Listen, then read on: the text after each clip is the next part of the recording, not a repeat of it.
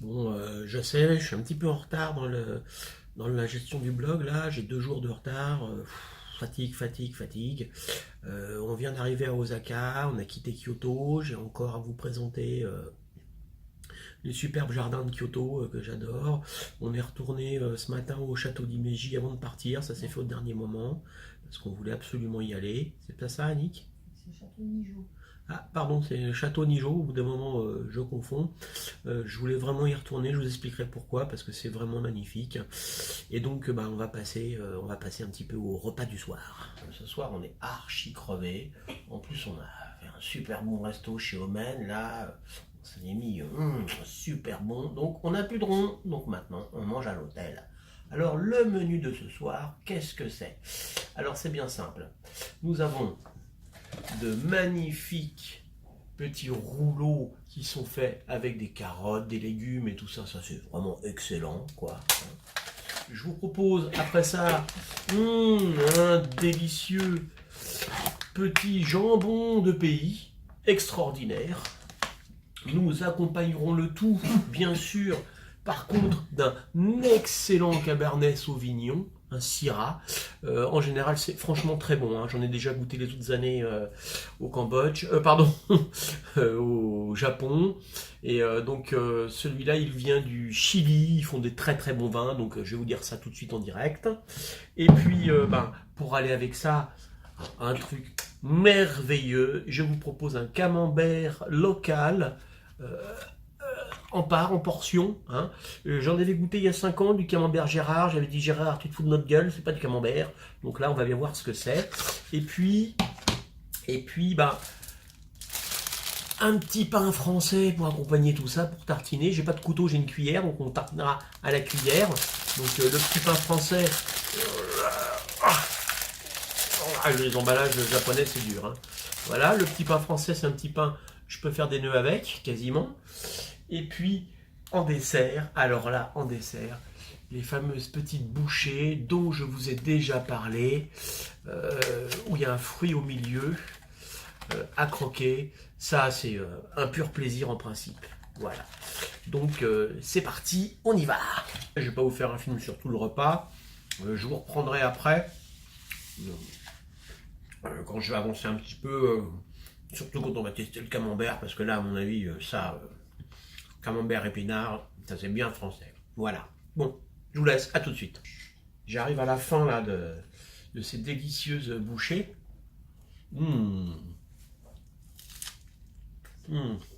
Ah, c'est vraiment frais, on sent que c'est fait au jour. D'ailleurs, au supermarché en fin de journée, là on est allé à 8h, c'est les soldes, les prix baissent, il n'y a pratiquement plus rien dans les rayons, c'est moitié prix, ils ne veulent pas garder.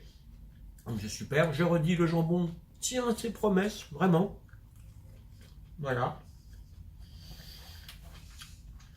Un petit coup de vin, parce que lui aussi il tient ses promesses. Puis je crois que les Français, on a une bon à se faire avec ça, hein, quand même.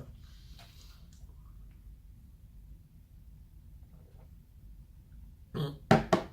Pas mal vu le prix de la bouteille, vraiment pas mal.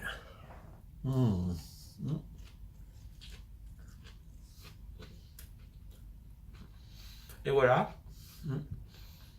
À tout de suite pour le camembert.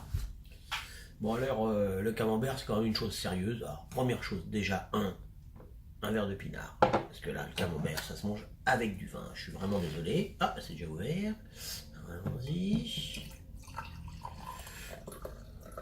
Voilà. Ensuite, du pain, bien sûr. Alors là, le pain... on trouve du très bon pain, hein, sans rire quand même. Mais là, au super, c'était du mauvais pain. Et alors, mauvaise surprise. Voilà, ça, c'était pas prévu. Le pain est fourré déjà avec quelque chose au milieu, là. Alors, je vais l'enlever. Hein. Hop, pour ça, il me faut ma super cuillère. On est toujours dans les emballages d'envers japonais. Voilà. Hop. Bon. Parce que c'est une espèce de beurre, margarine, un truc. Il n'y a que le secret pour faire ça. Alors voilà. Hop. Ensuite. Ouvrons notre camembert. Voilà. Donc le camembert en portion, j'avais jamais goûté ça encore, hein. Voyons voir un peu. hop là, on dirait de la vache qui rit. C'est pas loin de la vache qui rit quand même. Alors, hop, j'en mets un peu quand même là-dedans. Voilà. Vous voyez bien un peu quand même. Hein. Aussi extraordinaire que ça puisse paraître, dans ce pays, pour trouver un couteau, il faut se lever de bonne heure. Hein. Il n'y en a jamais dans les restos, il n'y en a jamais dans les supermarchés. Si vous voulez un couteau, il faut aller dans un magasin spécialisé, puis alors là, ça coûte bon. Alors, système D, la cuillère. Donc voilà.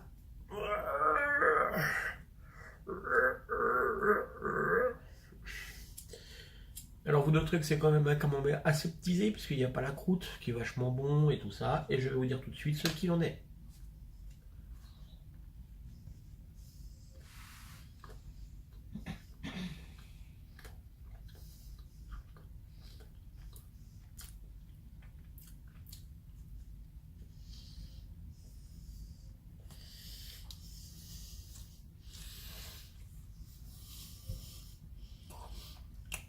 Eh ben, vous savez quoi?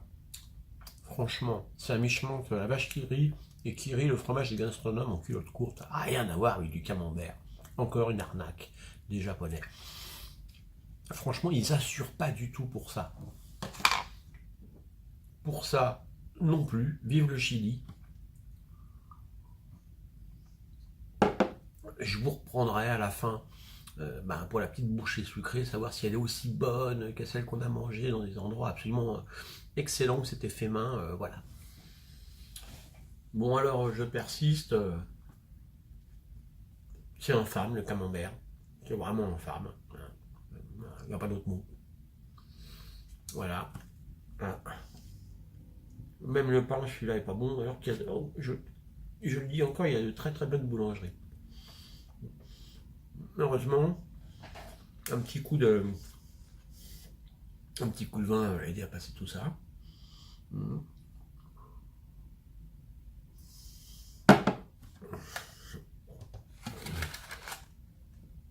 Et nous allons passer à la petite bouchée là qui va bien normalement. En tout cas, c'est joliment présenté dans une petite boîte. Ça, ils sont très bons les Japonais pour ça. Alors espérons que l'emballage soit pas délirant à ouvrir. T'as eu du mal, Annick, à ouvrir l'emballage? Non, ça a été. Mais t'as fait comment? J'ai déchiré délicatement à côté. Délicatement, t'as déchiré? Elle a déchiré délicatement, Annick.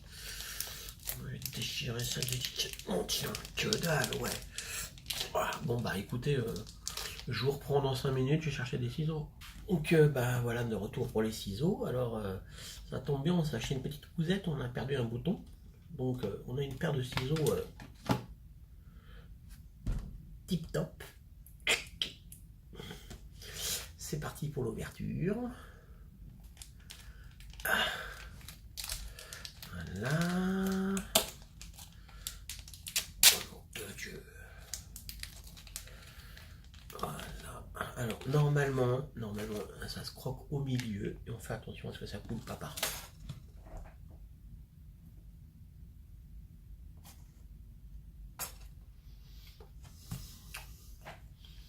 Alors,